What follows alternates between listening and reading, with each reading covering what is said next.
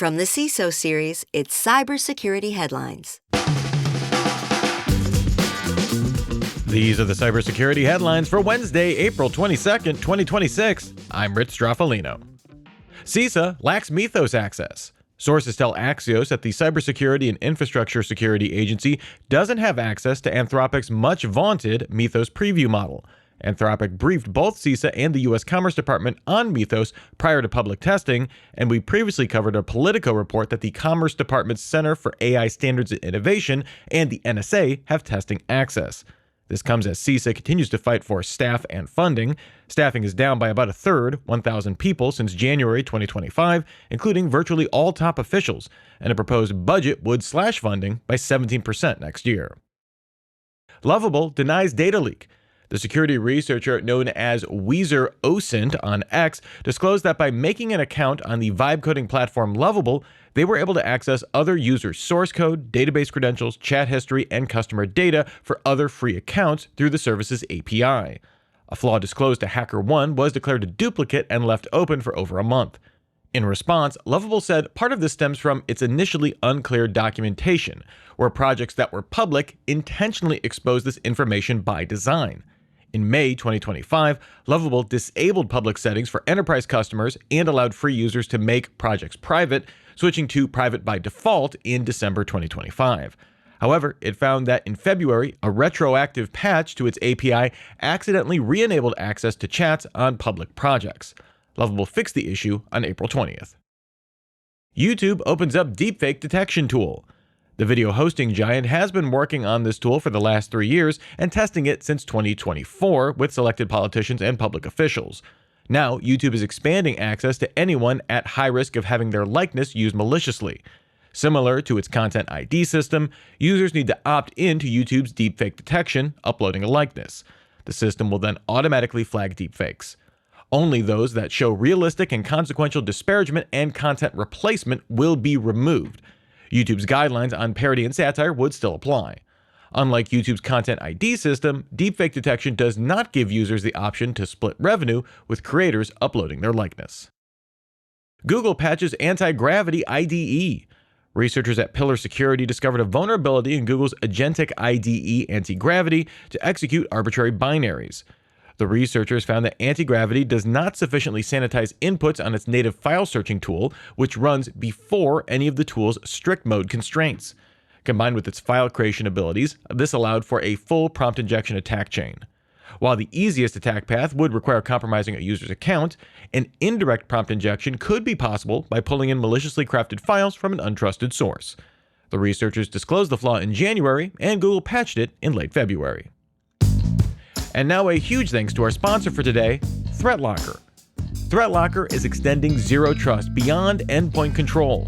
With their recent release of Zero Trust Network Access and Zero Trust Cloud Access, access isn't based on credentials alone.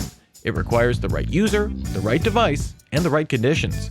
Because as we've seen in recent large-scale CRM breaches, stolen credentials and misconfigurations can expose massive amounts of data.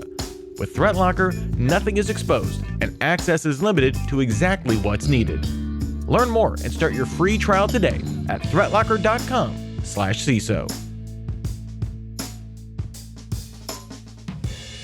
Microsoft warns of Teams abuse. Microsoft warned that it's seeing an uptick in attacks abusing external Teams collaboration using remote management software to transfer files to external cloud storage. These abuse commodity tools, making them harder to spot against legitimate applications.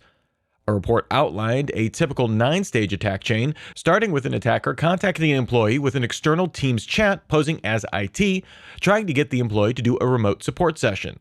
From there, the attacker uses PowerShell to see how much access they can have for lateral movement, then drop a small payload for DLL sideloading. Once fully deployed, they use rclone or similar tools to exfiltrate data. These attacks seem fairly targeted to extract valuable information or to maximize lateral movement. HandyPay used to steal NFC data. Researchers at ESET spotted a new version of the Android Ngate malware that trojanizes the legitimate HandyPay app. This allows the attackers to transfer NFC card data to use at another contactless payment location, as well as capturing pins to a C2 server. This campaign seems targeted in Brazil, distributed through websites spoofing state lottery organizations. The campaign has been active since November 2025. Researchers say the malicious HandyPay app shows evidence of being written by an LLM. Ransomware negotiator was helping the bad guys. Angelo Martino, a former negotiator at the incident response company Digital Mint, pleaded guilty to charges related to working with ALF-V to deploy ransomware at U.S. companies in 2023. Martino was charged with 2 other Digital Mint negotiators, both of whom have already pleaded guilty to conspiracy to obstruct commerce by extortion late last year. Now, both are facing 20 years in prison. While working with 5 victims, Martino shared information on their negotiating positions and insurance policies with ALF-V operators to maximize profits. The 3 later served directly as ALF-V affiliates. These attacks resulted in organizations paying over $50 million in ransoms. Iran claims U.S. using backdoors on network equipment. Iranian state media reports that during recent attacks in the U.S.-Israeli war with the country, hardware from Cisco, Juniper, Fortinet, and MikroTik either rebooted or disconnected.